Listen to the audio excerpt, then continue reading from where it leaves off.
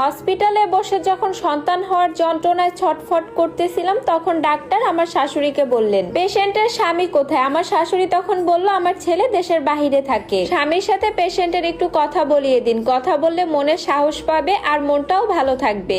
আর প্রথমবার যেহেতু মা হচ্ছে তাই এই মুহূর্তে পেশেন্টের একটু সাহসের প্রয়োজন। শাশুড়ি যখন ফোন দিয়ে ফোনটা আমার হাতে দিলেন, আমি ফোনটা কানের কাছে নিতেই অপর প্রান্ত থেকে আমার স্বামী আমাকে বলল, এত ঢং করো কেন? দেশে কি শুধুমাত্র তুমি একাই মা হচ্ছ, আর কেউ মা হয়নি? আমি আর কিছু না বলে কান থেকে ফোনটা সরিয়ে দিলাম। আমার দু চোখ বেয়ে অনবরত পানি পড়তেই লাগলো। আমি বুঝতে পারছিলাম না যে আমার প্রসব ব্যথায় বেশি যন্ত্রণা হচ্ছে নাকি আমার স্বামীর কথায় বেশি যন্ত্রণা হচ্ছে। দুপুর থেকে রাত পর্যন্ত আমি ব্যথায় ছটফট করতেছিলাম। কিছুক্ষণ পর অফিসের ডাক্তার আমার বাবা আর আমার শাশুড়িকে ডাকলো। ডাক্তার তখন বলল, পেশেন্টের যেহেতু জরায়ুর মুখ খুলছে না তাহলে আমরা সিজার করে ফেলি, তা না হয় পেশেন্ট আর অনাগত বাচ্চার দুজনেরই ক্ষতি হতে পারে। কিন্তু শাশুড়ি কিছুতেই রাজি হচ্ছিল না। উনি বলছিলেন আরো অপেক্ষা করতে। কিন্তু আমার বাবা যখন আমার শাশুড়িকে বলছিল, বিআইন সাহেব আমার মেয়েটার খুব কষ্ট হচ্ছে, আপনি সিজার করার অনুমতি দিন। বাবার এক কথা শুনে আমার শাশুড়ি মুখ বাঁকিয়ে বলল, যদি আপনারা সিজারের সমস্ত টাকা পয়সা দেন, আচ্ছা তাহলে ঠিক আছে, আপনারা সিজার করান। শাশুড়ির মুখে একথা শুনে আমার বাবা মাথা নিচু করে রইলেন, কারণ আমার পরিবারের সামর্থ্য ছিল না সিজারের টাকা বহন করার। বাবার চোখ দিয়ে অনবরত পানি পড়তে লাগলো।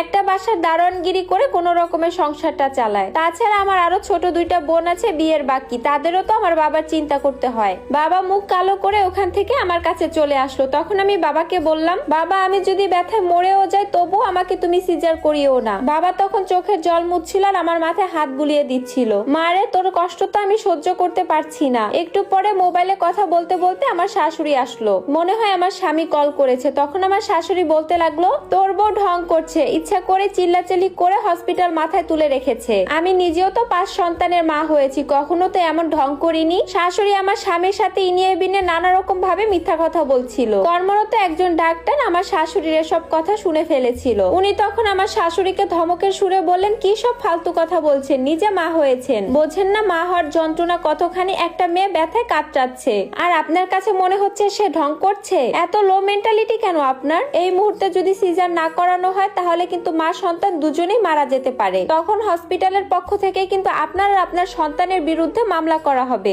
ডাক্তারের এই হুমকি শুনে শাশুড়ি তখন ভয়ে সিজারের অনুমতি দিল। কিছুক্ষণ পর আমাকে সিজার করানোর জন্য নিয়ে গেল। আমি 8 দিন হসপিটালে ছিলাম। এই 8 দিনের মধ্যে একটা দিনও আমার স্বামী আমার সাথে ফোনে কথা বলেনি। শাশুড়িকে ঠিকই প্রতিদিন কল দিত, অথচ আমার সাথে একটা বড় কথা বলতে চাইতো না। আমি যখন বাসায় আসলাম তখন আমি নিজের ইচ্ছাতে আমার স্বামীকে ফোন দিলাম। আমার স্বামী ফোন রিসিভ করে একটা বারও বলেনি আমি কেমন আছি কিংবা আমাদের সন্তান কেমন আছে। স্বামীর প্রথম যে কথাটা ছিল সেটা ছিল, আমি বিদেশে আসার সময় তোমার কাছে 9,000 টাকা রেখে এসেছিলাম, সেই টাকা কিভাবে খরচ করেছো তার হিসাব দাও। আমি ফোনটা কানে রেখে তখন অবাক হয়ে আমার স্বামীর কথা শুনছিলাম আর নীরবে শুধু চোখের জল ফেলছিলাম। আমার স্বামী কখনোই আমার কাছে টাকা পাঠাতো না, সব টাকাই আমার শাশুড়ির কাছে পাঠাতো। আমি যদি কখনো হাত খরচের টাকা চাইতাম তখন আমার স্বামী আমাকে বলতো, তোমাকে 3 বেলা খাওয়াচ্ছি, তোমার আবার হাত খরচ কি?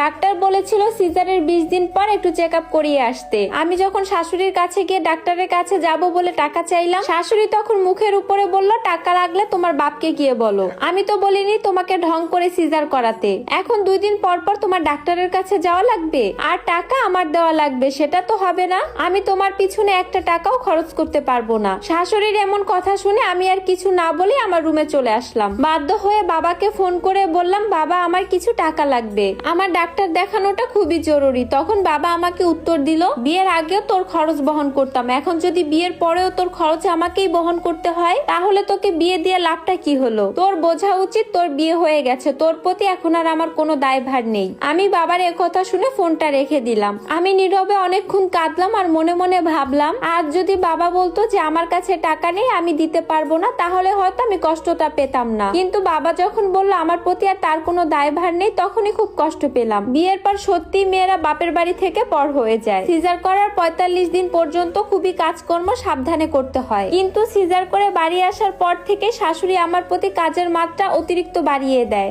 আর তার কারণ হলো আমার কেন নর্মাল ডেলিভারি হলো না, আমার কেন সিজার লাগলো। সেদিন যখন স্বামীকে আমি বললাম আমার শরীরটা ইদানিং খুব খারাপ যাচ্ছে, আমাকে কিছু টাকা পাঠাবেন, আমার ডাক্তার দেখানোটা খুবই জরুরি, আমার স্বামী তখন উত্তর দিল, তুই এখনো মরিস না কেন? স্বামীর মুখে একথা শুনে আমার আর চোখের জল ফেলা ছাড়া আর কোনো উপায়ই নেই। আমি শুধু ভাবছিলাম আমার জীবনের সবচাইতে বড় ভুল হচ্ছে আমি মেয়ে হয়ে জন্মানো, আর দ্বিতীয় ভুলটা হলো বাবা মায়ের পছন্দ বিয়ে করা। এখন যদি আমি আমার স্বামীর সংসার নাও করি তাহলে আমার নিজের বাবা মাই আমার দায়িত্ব নিবে না, আর যদি আমি এই সংসার করি তাহলে প্রতিনিয়ত আমি জ্বলে পুড়ে মরবো। আর এই সম্পূর্ণ স্টোরিটা একটা আপুর লাইফ থেকে নেওয়া। এই অবস্থায় একটা মেয়ে কি করতে পারে কিংবা কি করণীয়, এর উত্তর কি সমাজ কিংবা এই সমাজের মানুষ দিতে পারবে? প্রশ্ন রয়ে গেল এই সমাজ আর সমাজের মানুষের কাছে।